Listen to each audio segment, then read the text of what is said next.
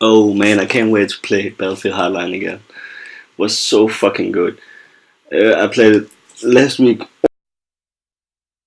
with beta, and it's actually pretty fun. And I fucking kick ass. I I got the highest scores and just drive around and being bad. I'm a bad boy. Yeah, everyone is moving for me because I'm so good at this game. Yeah. I'll maybe buy it at the 7th March because I think it's a fucking good game, and maybe it's because I'm good at it. Don't know, but yeah, let's get into it and play some Hardline. I'm fucking lost this game. What is that?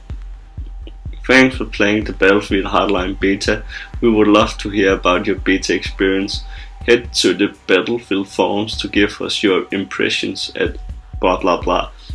Join the community and get the latest news leading up to launch on March the 17th on the official Battlefield Facebook, Twitter and YouTube channels.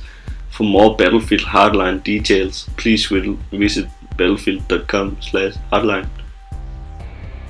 The beta has expired. Thank you for participating.